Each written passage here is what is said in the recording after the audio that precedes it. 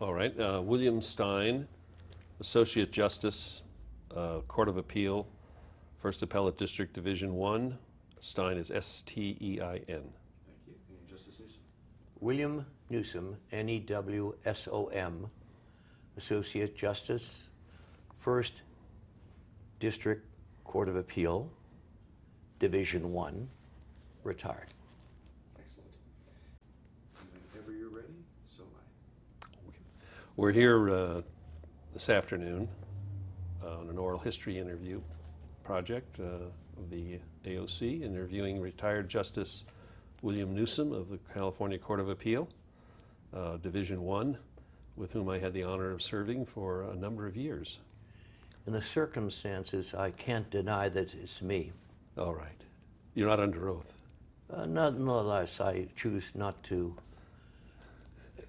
neither deny nor affirm it's me. All right. Thanks. But I can testify from long experience of memory of man that it appears to be him. Yes. Was there not a famous opening question or objection in a case where somebody objected that it was hearsay to say that you were born? Precisely. Affirmed. Sustained. How could you know that? How could you know You it? couldn't possibly. You couldn't testify to that from personal knowledge. You know when you have such an objection, you're going to have a contentious lawyer on your hands. Well, I would have to say we know you were born, but you can't testify that you were born as to a specific time and place. Exactly. But that leads into my first question. Yes. Bill. You were born in San Francisco, I was. and as was your father. Father. And his father before him. Exactly. Yes. One of the third generation, and my of grandfather's father came here from Indiana, and he was policeman in San Okay. Francisco. Yeah. And as you were growing up, before you went to college, basically, what was your parents doing, and what were My father was a building contractor in the Mission. My grandfather had been a banker with he opened the first branch of the Bank of America in 1929 at 29th and Mission Streets. And his son, William, my father, was a building contractor. Yeah. And I grew up in the marina. any thing in your early life before college that sort of started pushing you towards the law or that kind of a career? Despair. Despair. Yeah. In other words, I had no visible skills, and no one could detect any or invent any, so by default I went into the law. You couldn't figure out which end of the hammer to... Exactly. I've subsided into the law. Now, what about friends of yours that you grew up with, childhood, high school type friends, and that may have had an influence on your later life? Childhood friends. I guess that one of my childhood friends who indirectly influenced me was Jerry Brown. Okay. He was a little younger, but he went into the Jesuit order, and I became convinced that I didn't want to be a Jesuit, partly as a result of knowing Jerry. You, Newsom family and the Brown family were Very close. very close? And I used to often say, Bill, you might have heard me say this, that as a matter of fact, I was the only merit appointment that Jerry Brown ever made, which was a joke because, of course, the reason I was appointed was a friendship between the Brown and Newsom families. My father was the manager of Pat Brown's first campaign for district attorney. Norman Elkington was very much involved in that campaign. Yeah, yeah. there's an old story that goes on and on and on how do you become a judge, and it always ends up with the last line. The punchline is always either you or someone who owes you big time knows the governor by his first name. So, Exactly. And in my case, I'm sure that my father's connection with Pat Brown had a lot to do with it. Now, I noticed in your undergraduate career at USF, you had a major in French literature. Yes. And then after your law school, you stayed on at Stanford and got a degree in English literature, a master's degree in English literature. That's true. A rather unusual background for the law, but... I was still striving for alternatives to the law and thinking about becoming an English teacher. I finished all the work at Stanford for the coursework, 64 units for a PhD, but I had to serve in the military for a few months, so that they interfered with it. So when I get back, I changed my mind and said, I'm getting too old and I've got to do something to make a few dollars, so I went into law. It's kind of funny how when we were that young, we thought we were old, and now we realize how young we are now. Exactly. I had no idea. Now then, after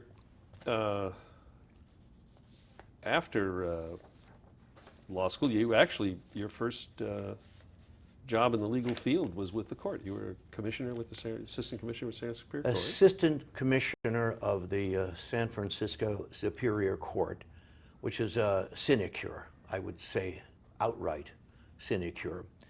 My father, though not himself a lawyer, knew all of the Superior Court judges like Al Weinberger, Ray O'Connor, and the rest, and they jointly decided I would make a wonderful assistant commissioner. And so that was a law clerk for the court. And I worked for the commissioner himself, was a terrific guy, wonderful man, William Allback. Okay, yeah. And I had that job for several years, and it really came down finally to being a full-time clerk for Judge Karish, who had Law in Motion. Sure. A very nice man, Very nice. a rabbi from South Carolina, and we had a lot of fun together. And then you went on to associate with a fairly famous San Francisco attorney. Yes, James Martin McInnes was a wonderful man, and the way I came to know McInnes was through Karish, because I was working on a famous case in San Francisco called the Miller-Lux case. It was one of the interminable cases that in which about 30 lawyers were involved, all of them being paid huge sums of money, and all the people who made the money were now deceased, so nobody cared about the outcome. The old saying would be that the living would envy the dead, but everybody got well paid, and McInnes was one of the lawyers. McInnes, I thought, was a superb lawyer, and he made a wonderful argument in the case. He got up, and they were talking about the meaning of the terms per stirpes and per capita. And the lawyer from Pillsbury, who was Turner McBain, got up and said, I was a Rhodes Scholar, Your Honor, to Karish, and he said, I make some small claim to knowledge in this field. And so McInnes then interrupted, got up and said, Your Honor, may I be permitted a brief comment here? And Karish said, go right ahead. And McInnes turned to McBain and said, Quousque tandem abutere McBain paciencia nostra. And McBain clicked his heels and said, a scholar. And Jim McInnes said, Turner, a mere snippet of high school Latin. That got me interested in McGinnis. I thought this would be a great guy to work for. So it turned out to be. Would it be fair to say he made you a lawyer? He did. Okay. Yeah, he made me a lawyer. He got me interested in the law. Somebody once said about McGinnis, this comment, he said, Jim looked life full in the face out of the corners of his eyes. That was McGinnis. He just didn't take that much too seriously.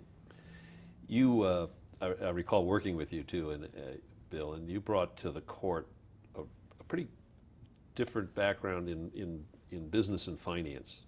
You had a grasp of business and finance that most of us don't have, but I wondered if that had anything to do with your time you spent in Rome as an associate with Getty Oil Italiana.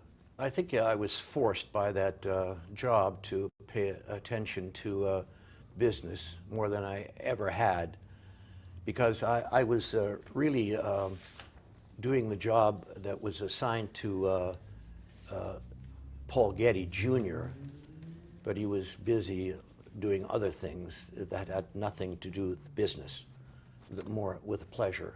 So I had to do the work for Paul. Well, you picked a good man. Yeah. Yeah. Yeah. And then you went into sole practice up in Tahoe City. Yes, I did. I moved to Squaw Valley, and I practiced in a one-man shop up there in Tahoe City. I did a lot of environmental law, and I found that interested me a lot. And you did a lot of environmental cases when we got to this court. And we'll That talk interested about me that a little lot bit, yeah. too, because as you know, the first district in the early days comprised the Eureka area and the Redwood country. So we had some wonderful cases. Yeah, You were on them too. Oh, no, I'll get into those in a little Yeah, bit later. yeah. Too. Well, first we got to get you onto the bench. So now you're up in Tahoe City practicing environmental law and whatever else you can gather up together up there. And a new position was created, right, in Placer County? Placer County. And there were two judges up there, Leland Prope, and the other judge was Ron Cameron, a very outstanding state senator. He was also a brilliant lawyer, ordered the coif. And Cameron was very kind to me, but Prope wouldn't speak to me. He didn't like me, and so I asked Prope to take 5 minutes from his busy schedule so I could be sworn in, and he said no. He refused to do it. So I wouldn't speak to him either for about 6 months.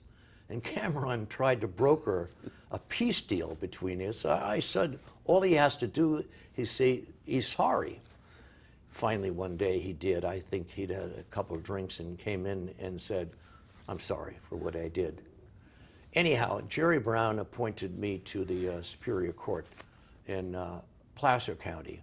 And I was amused afterward to see Brown about a year later, and he said, Bill, how do you like it up there in El Dorado County? Well, it's a common mistake for us flatlanders that we think Placer County should be in Placerville. Yeah, and exactly. El Dorado County should be in Auburn. So it's an understandable mistake for Brown.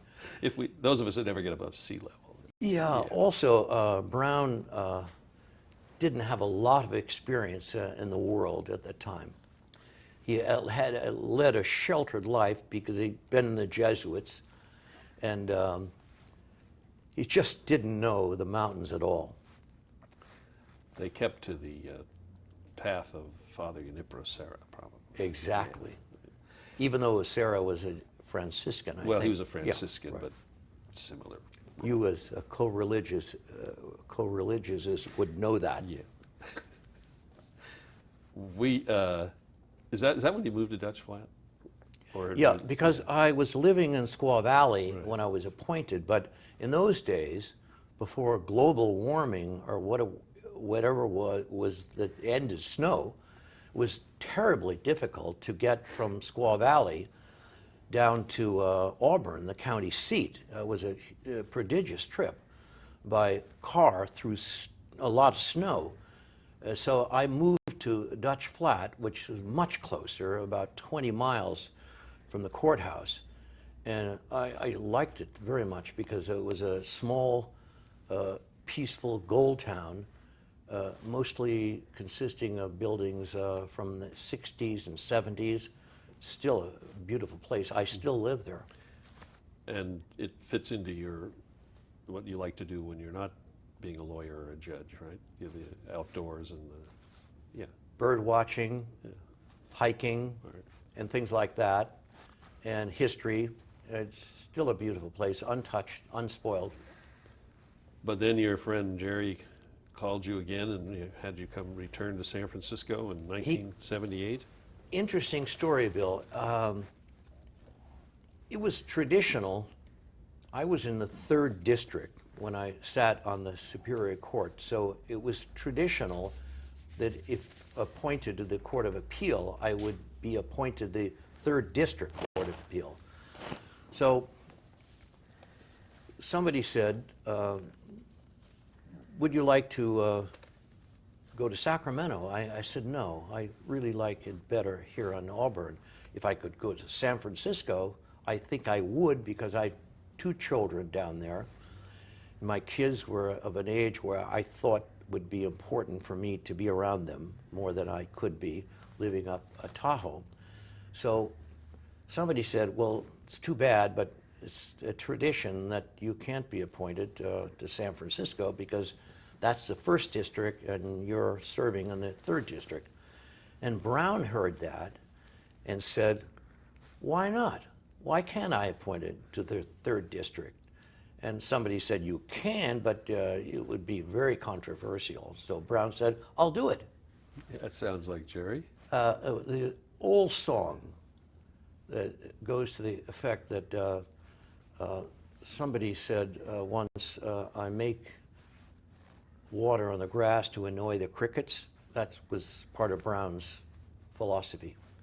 Churchill said, PP. yeah, Churchill said something about the British naval traditions at one time, similar to that, right?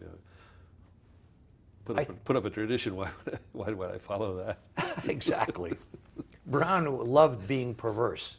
You have an interesting background, though. I mean, most of us did it too, and then we were on the trial court, and then we were on the appellate court. Do you have any recollections or observations about the difference in the role there and how it affected you? Or Yeah, at it's, all? as you know, Bill, it's a huge difference because I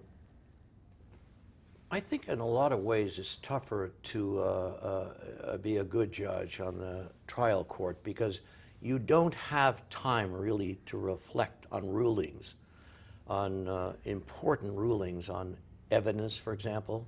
You have to make quick judgments. Whereas in the Court of Appeal, you could soberly, if I may say so, reflect on that over a period of time. So I thought it was tougher, and in other ways too, because first of all, you had to make quick decisions, and secondly, your hours were longer and more regular, and I think it was a tougher job. You don't have the time to reflect and reason as much as we do here. Exactly. I want to say, too, that in that same context, I always thought it was a much tougher job. I'd never had it, but I thought it would be a much tougher job to be an umpire, calling balls and strikes, Yeah. because there's so much at stake. Maybe the World Series, the last game, and you make a mistake, and you can't take it back. That's a tough job. They don't have a Supreme Court sitting above us that they can no appeal to, right? No appeals. So I've often thought it was a lot easier job being a trial court judge. And well, let's go. There's a question supposed to ask you. Yes. Why'd you leave the bench? I had a very good reason. I'd served 20 years on the bench, and I had maxed out on my pension. So after that, I think you wind up paying back money to the state. And also, I had another job which I could hold, and which I still hold as a trustee for the Getty family. And that's been a very remunerative job. And probably very personally rewarding. It's an old family association. Exactly. And, We had a close family association. Gordon Getty lived at my house as a high school student, and we were very close family-like associates. And it's been an interesting job. I've been able to travel all over the world. For example, I'm tomorrow going to Africa to the Crater Lodge. is that the Sons are running? Is that the operation that the Getty Sons are running? Yes. Yeah. Gordon Getty now, and Paul Getty I mentioned, And their who children. died. Yeah. And I had a close association with them because when the young Paul Getty III, was kidnapped, Right. I was asked by the grandfather, J. Paul Getty, to go over to deliver the ransom money. Right.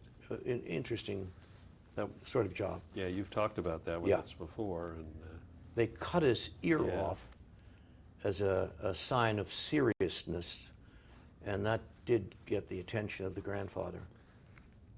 you're actually the godfather, aren't you? I am the godfather. Of the boy. Of Well, that no, child. not a boy any longer. No? Yeah. He's 45, I think, of my last count. Good time. He's doing well. That's what I heard. Yeah. Yeah, That- very well. That's right. Yeah. Well, it comes to that part of the interview where we talk a little bit about some of the cases. It's very difficult to remember cases. Don't worry about it. Yeah. I've spent some time, so You have. Thanks. just I mean, if we spent any time going over all of your work, we wouldn't have enough videotape left, and it probably wouldn't be a whole lot of interest to either you or I or anybody Or ever. posterity. Posterity. But I did cherry-picked a few. Thank you. And I'm going to go backwards in chronological order because I think the more recent memory might be, my recent memory is better than my past memory. But just before you retired, there was Martinez versus KSOL. That was the then shock jocks for the radio that tied up the Bay Bridge to getting a haircut. If you remember that, it was Bill Clinton was criticized because he had held an airplane on the ground at LAX while he For had a a haircut. haircut. And these guys took a van, went out in the middle of the Bay Bridge in commute traffic and just tied up the bridge while one of them had a haircut. And we struggled, you were the author, but a class action had been filed by all these people who had been delayed in the bridge. And I know we struggled very mightily to come up with a demur had been granted and the case thrown out and appealed. And I know you worked mightily hard, about 15 pages of going through all the causes of action until we found one. You found one that could send it back for a trial on, which was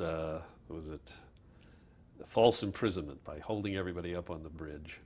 Sounds pretty Remember flimsy that? to me. I know Bill. it was pretty thin, but remember it resulted in a settlement where the radio station basically paid for a morning on the Bay Bridge, and everybody got to commute free. And Good result. Good I result. think they should have treated us to a haircut as well. And then I know one that you'll remember better, even though it's a little further down the line. In 1987, Charlie Kruger, remember Charlie, the 49er Yes. player who had bad knees and kept playing football. And the trial court had tried the case. He was alleging fraud, concealment, but by the doctors not telling him Yes. what these injections were really doing and to keep him in the game, as they say now. And you remember Charlie at all? Or- Very Yeah. well, and I remember the case because it interested me a lot. Kruger was a sincere fellow, not a faker in any way. He had a great career at Texas A&M, and he was anything but a shirker. He made that clear in the case. He said, "I've had 27 fractures in my athletic career, count them." And he said, "I've never extended a recuperation by a day if I get back on the field." He was one of these guys who wanted to give people their money's worth, including his employers. And so I thought it was a very credible witness.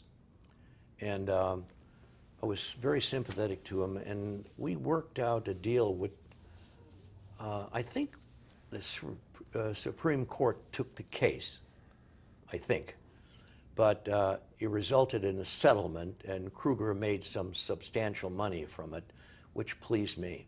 Yeah, he was in that era where the retired ball players didn't get much of anything retirement, and the case was actually, I was on the Superior Court when it was tried. I wasn't the trial judge, but I remember seeing the guy, and because he was a big hero of ours. I mean, he was one of the original 49er football players. I got to know him later on a little really? bit because he was a bird watcher. I used to see him with two canes staggering around up at Hetch Hetchy. I used to go up there with Quentin Kopp and stay in the city-owned lodge there, for which I might add we paid full room and board. And I saw Kruger up there, and I had a chance to get to know him a little bit after the case, and it pleased me that he made a settlement. The key to the case was that the doctor for the 49ers had a conflict of interest in telling Kruger, after feeding him pain pills, to go back on the playing field and as soon as he could. And Kruger would do that, but the price he paid later on was ruined knees forever. Yeah. It was interesting. I enjoyed reading it the other day just to get ready for the interview because it was pretty about the old football game. You cut a lot of ground, new ground, and caused a lot of concern in the landlord-tenant era in 1983 in Becker versus IRM Corporation. That's the person who was injured by slipping in the bathroom and falling through an untempered glass door. And it was the first case that held strict liability for the landlords, who were basically absentee owners of large apartment complexes. It really set off quite a furor. It did. That's the one that the Supreme Court did grant review on, took your case, took your opinion up, and basically republished it as their opinion and made it a statewide rule. That was a compliment to me, I thought. I thought it was too. Yeah. It was, they took it up, and basically you can read your opinion, which you have to find now in the Cal Reporters, since it's You not look published. under Bird, Rose Bird. Mm-hmm. Yeah. She, okay. she concurred in it, actually. I think it was, well, I don't remember now who actually, but it was your opinion. It almost tracks your logic, an extension. How about Chowchilla kidnappers, the Schoenfeld case? That's a case that causes me a lot of difficulty right now. I know it does, and I want to talk a little bit about that later, if you don't mind. Yeah, But sure. that was another case where you bucked the trend pretty hard. That was you wrote a very interesting opinion, and I thought persuasive opinion, that the mental injuries, emotional damage that was done was not in the code. The sentence was increased for bodily injury. And as I think you wrote, and you had a flair for phrases, Bill. I mean, that was one of the things I always loved about your stuff, but that the statute raising to no parole, no possibility of parole for emotional damage is yet to be written. I think that's the yeah, it case. was, And Judge Deegan was a trial judge, a wonderful man, but he conceded later on he'd been in error. We were very glad that our court, the First District, reversed it on the penalty, because he had found that the fact that one of the children had diarrhea was supplied the great bodily injury requirement, and that was specious, and he concedes that, and he wrote me a letter to that effect too. And he said how glad he was that we reversed him, but they're still in prison. Yeah, I'm going to talk to you about that a little bit. when we I get don't down a little understand it. further. And that's one of those cases where the trial courts there was tremendous public outcry. There was Exactly. a school bus load of children who were kidnapped and held, and thank God nobody was really injured. Exactly. And but the public outcry was so hard, and those trial judges face election in the local community.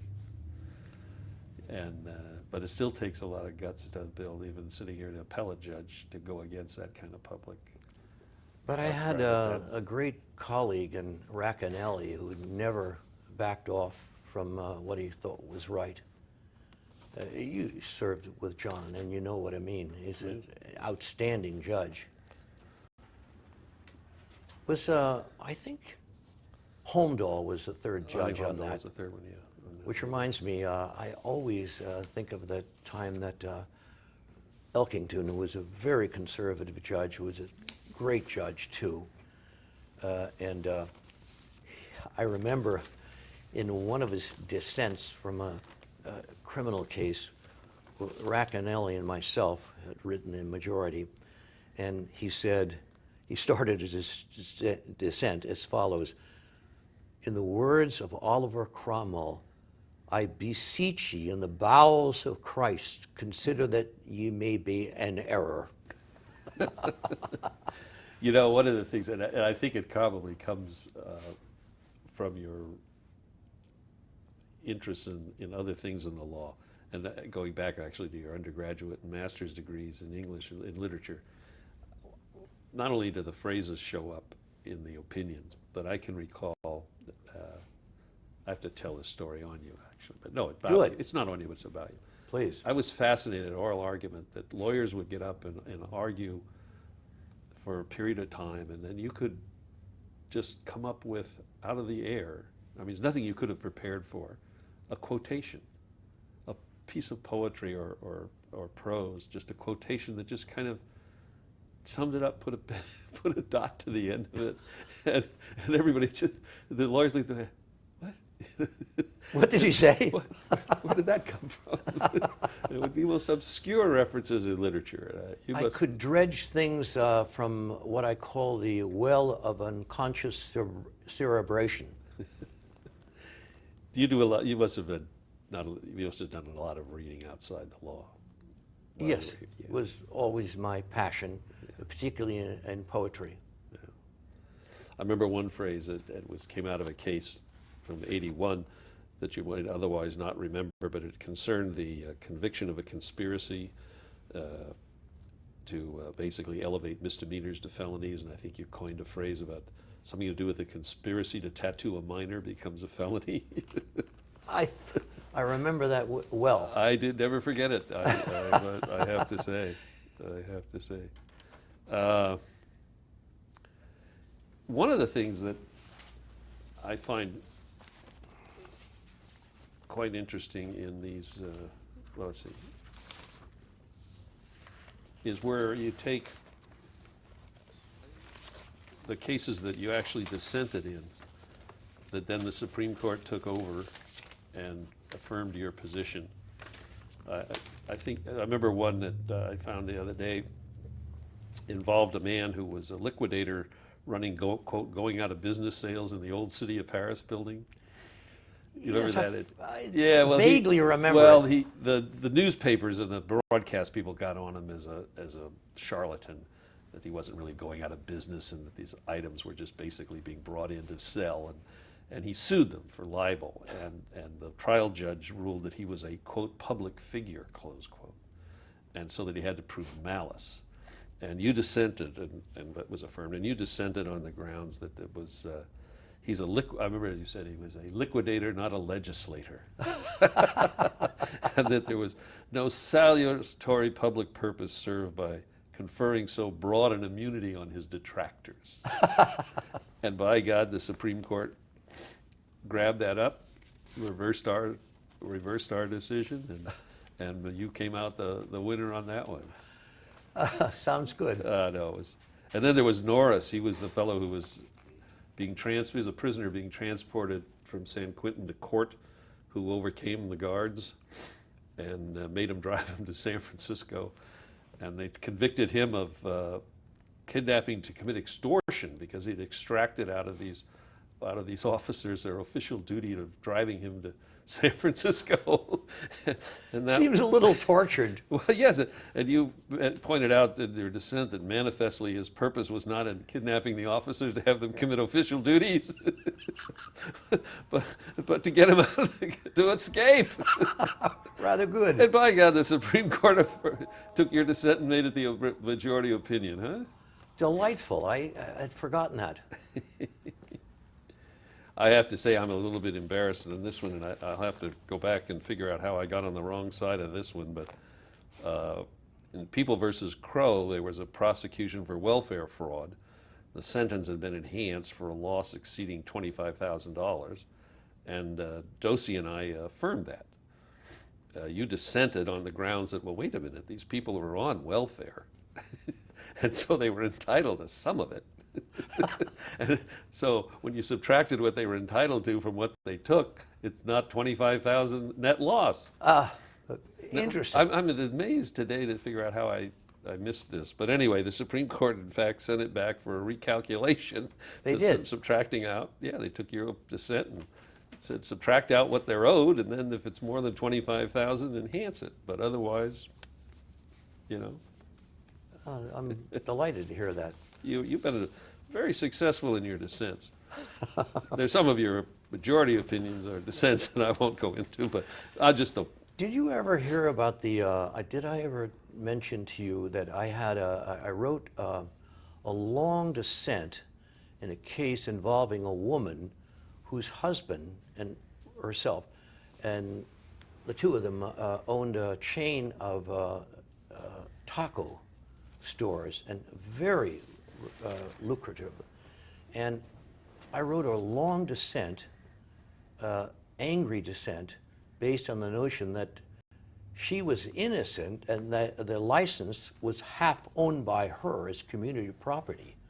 And so I can't remember how I worked this out, but I quoted a justice named Fig Hoblin, Fig-Hoblin, the Chief Justice of the Alabama Supreme Court, to the effect that mere sale of cocaine did not involve moral turpitude.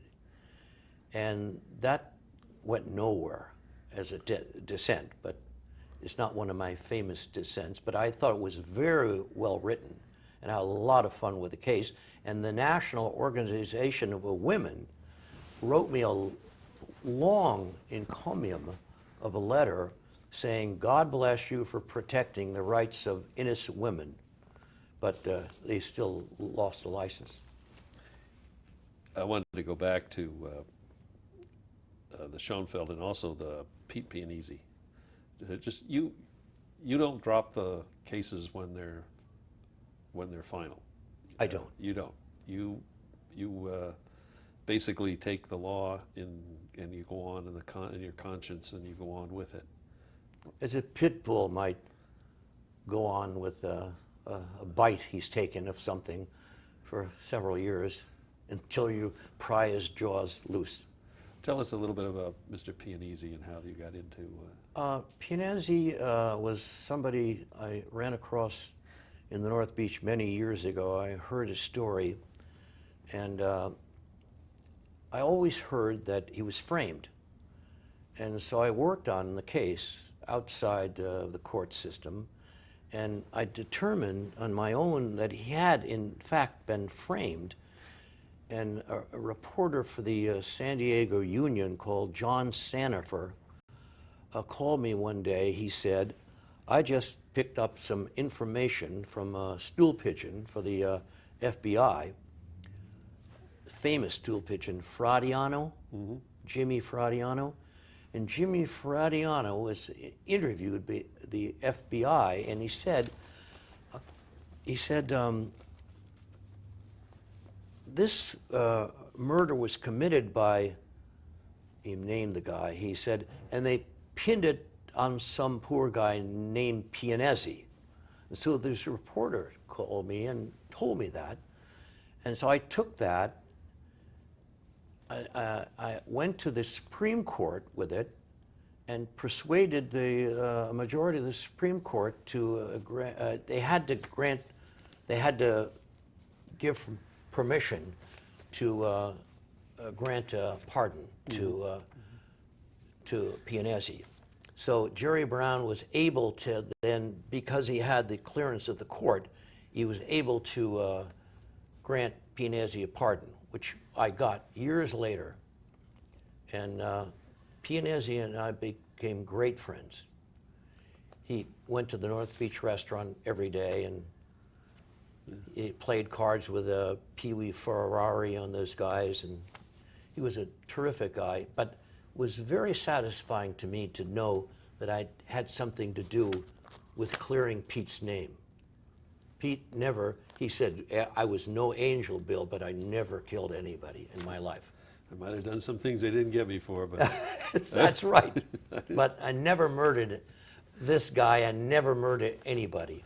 But you also, in the Schoenfeld, in the kidnap case, we talked briefly about that. Yeah. There's still a lingering issue there. I mean, you were required as a justice in following the law to affirm the sentence that had been imposed. Yes. But you still feel, and you did then, that it's unjust, and that time has come and you keep, every time they come up for parole, you keep. I write a letter. You keep writing a letter. Yeah. Yeah. So far, Well, no good, but I'm but I trying. mean, you do that. I don't know of very many people who would. I Yeah, have yeah. strong feelings about it. Yeah. I think it's a gross injustice. Your feeling of justice is enough. Yeah, it's melodramatic to say, but and self-serving. But I do have a capacity for outrage when I see a gross injustice. The court today is. You've been retired now a little over 10 years. 12, I think. 12 years. Yeah. When you retired, the canon of ethics was, I think, still being written by the California Judges Association, and now, of course, there's a constitutional amendment, and now it's under the auspices of the Supreme Court. And what started out, in my opinion, as the 10 Commandments, thou shalt not, has now become like the federal code of regulations and the IRS code, and it's just a changing era. And do you have any feelings or anything you want to say about? Well, for instance, you'd handled a lot of environmental cases, and your background in that is, I mean, that was your life in a way, a big part of it. Yeah. And no one ever considered that there was anything unusual about that you would work on the cases. You were the judge. Yes. And also, I like to think that I had the capacity to put aside my personal prejudice, and sometimes on very painful grounds, make a decision that I thought followed the law. Yeah. You were the president of the Sierra Club, weren't you? No, No, not I was president. a You were- member of the Sierra Legal Defense Fund. Okay. Yeah, And but I the mean, predecessor of the Earth Justice now. when I go, I've been through a sampling of the cases, and I won't bore you with it today. But the quote side you might favor won as many as it lost.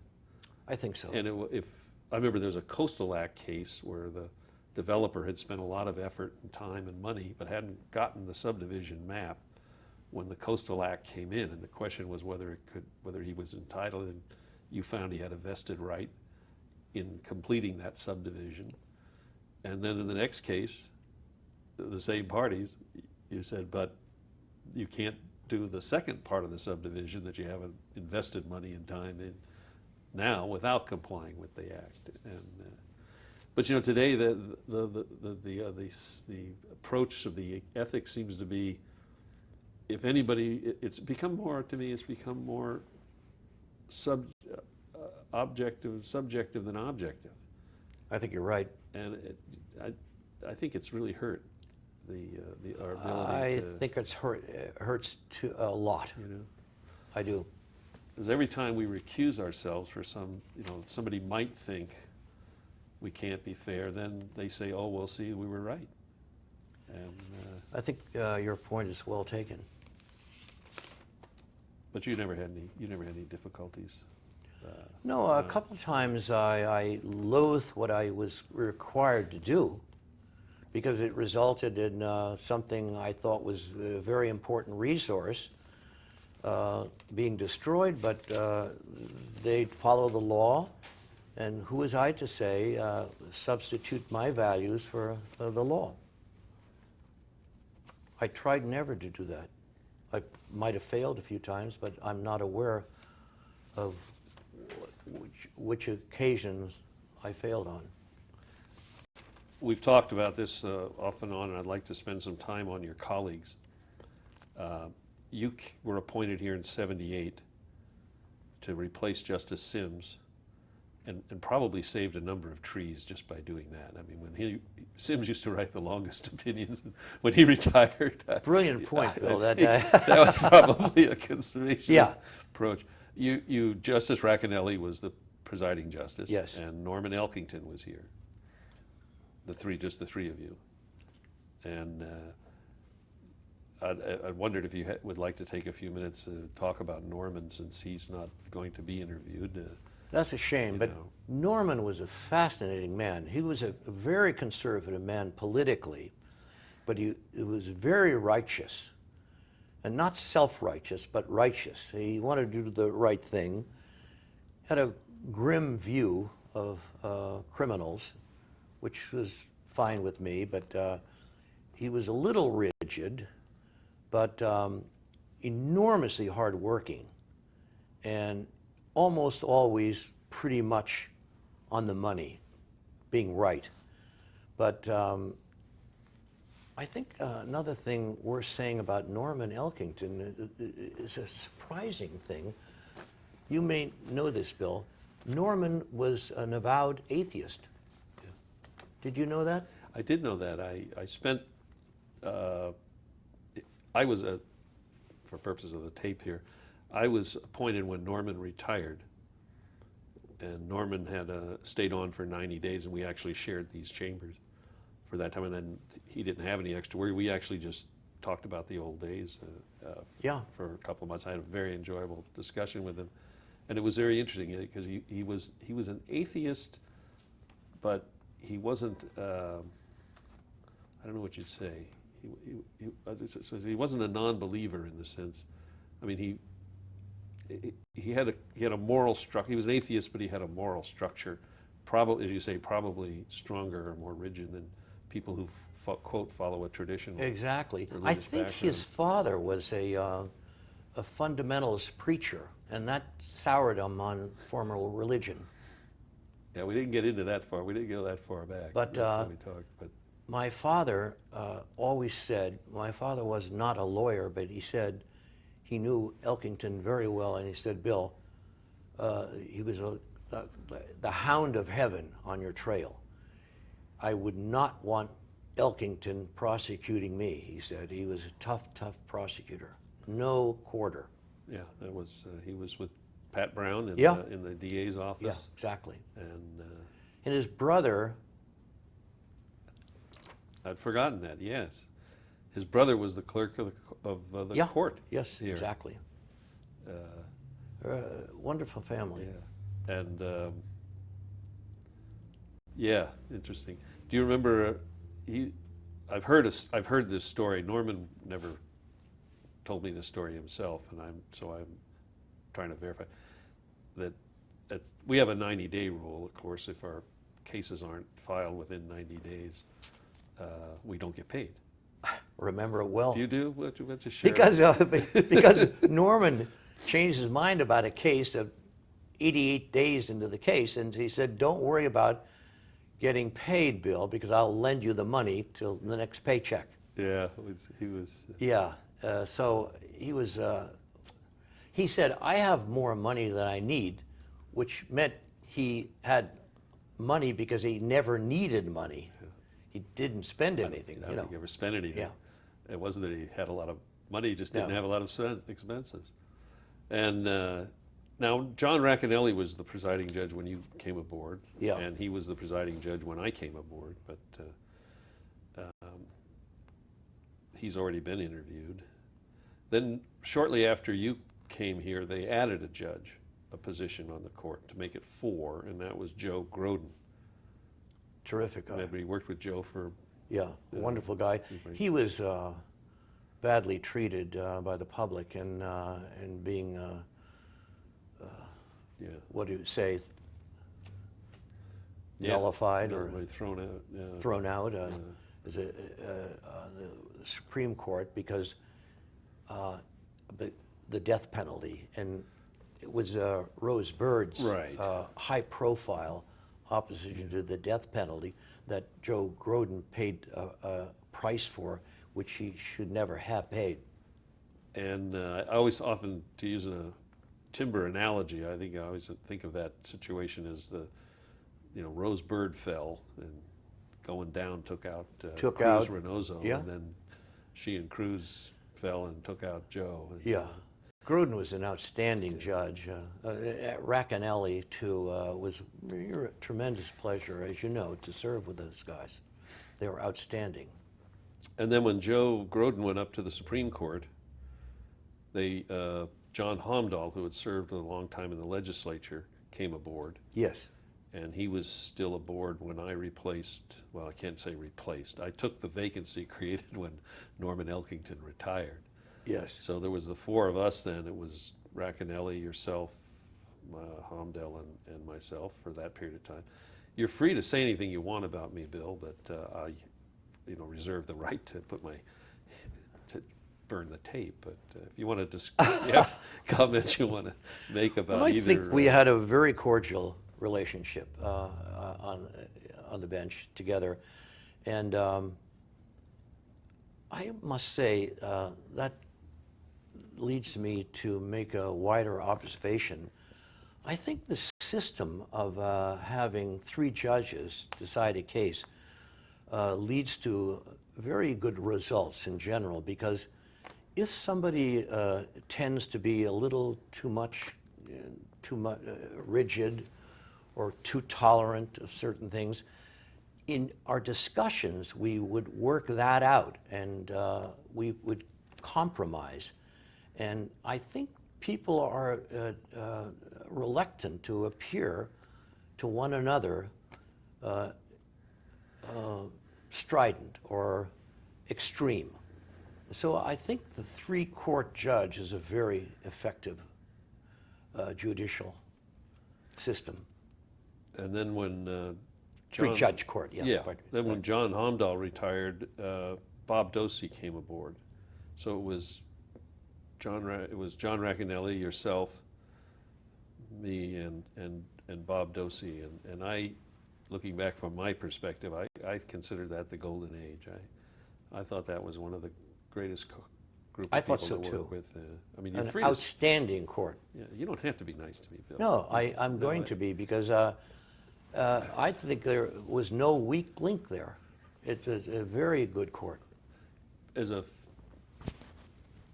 physical historic matter, we had the earthquake in '89, and we had to vacate this building, and we all went. That's about the time we were down at Marathon when it was the 4 of us, and we were down there. You retired from Marathon, I did did. you come back here? I don't.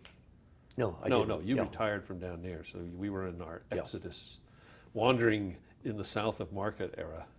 That's right.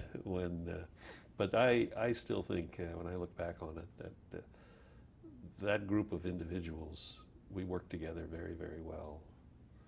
I thought so, very well.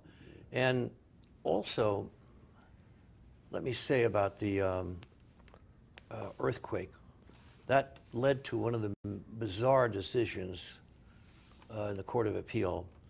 I remember I was on the committee that had to make a decision whether to assume that every single judge of the Court of Appeal would be disabled. And therefore, you had to have disabled facilities in every bathroom.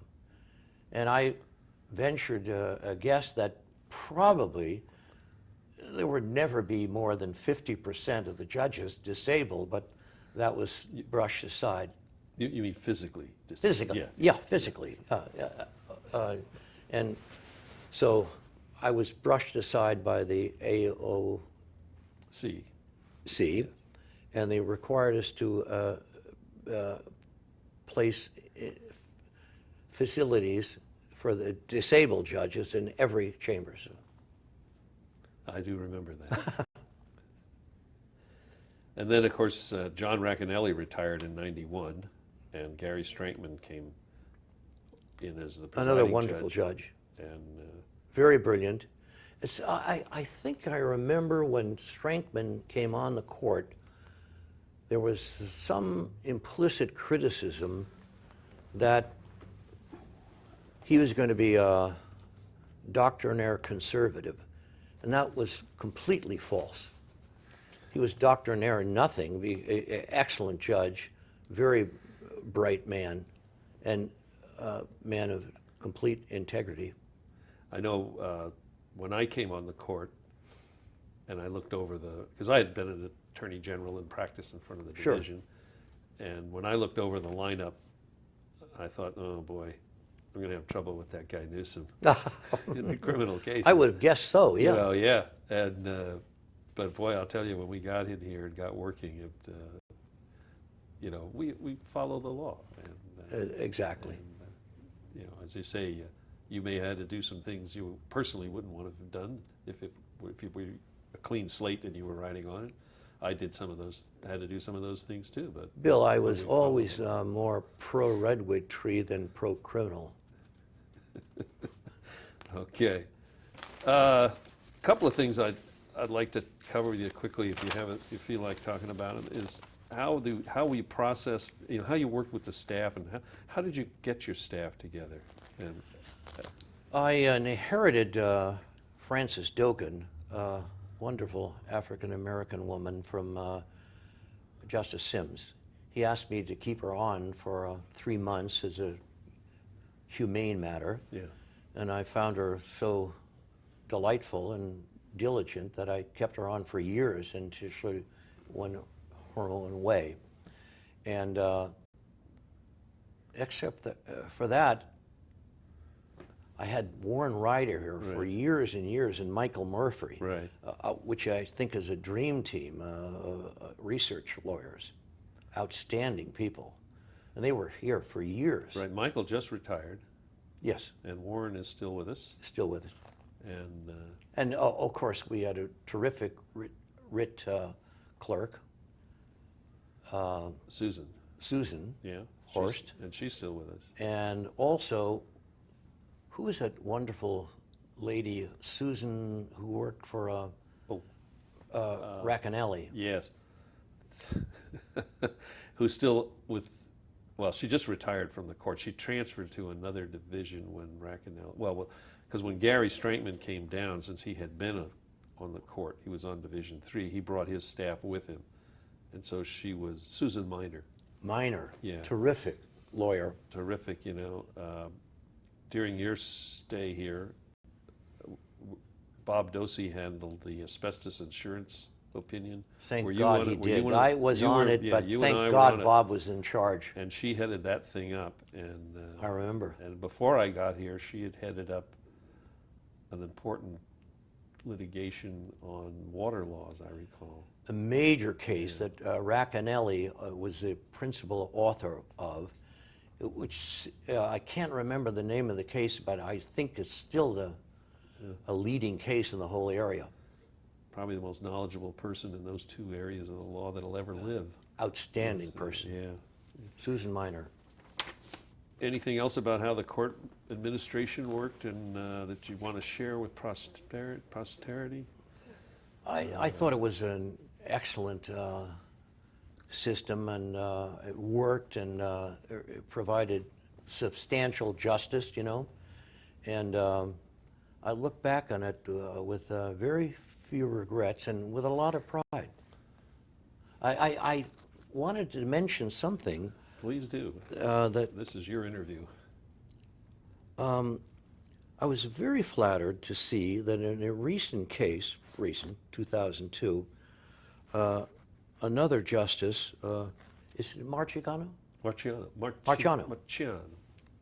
Like Rocky. He's, I think it's spelled it's an different. extra different pronunciation. It's I understand. Rocky Marciano, and he's Marciano. He paid me a high compliment. He's talking about, in one of his decisions, the difficulty in interpreting the language of a particular statute.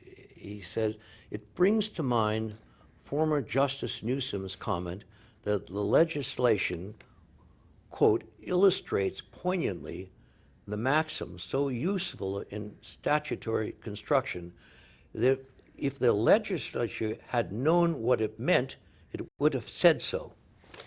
I like that. I like that. We still quote. You tried, but You know, couldn't. I know it's your interview, but I have to say, when Strankman left, then Sorry, I'm going to need to stop. Sure.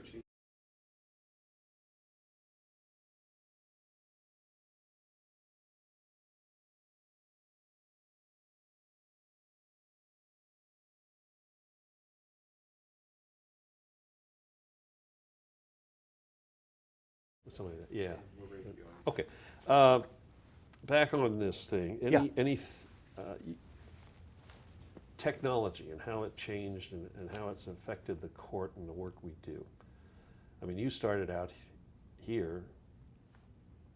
We didn't have much in the way of technology. Very little. And you've seen it grow. And any thoughts on it? No, I just never was able to avail myself of technology, because if I wrote something, I often wrote in longhand myself the gist of what I wanted to say, and then I could turn it over to somebody, but I couldn't handle electronic gadgets at all. So a lot of things I wrote myself. But you are a pioneer in the court, and you don't realize it. You were one of the first to use telecommuting before there was any tele. Was I? You spent a lot of time working away from the court, Oh, which has yes. become, by the way, much more popular and actually, frankly, easier to do today because of that little computer. Yes, over there. but I set a new standard for that. I thought I was, I think, sometimes referred to as justice delayed. And I should add that I lived a lot of the time in Dutch Flat when I was working here in San Francisco.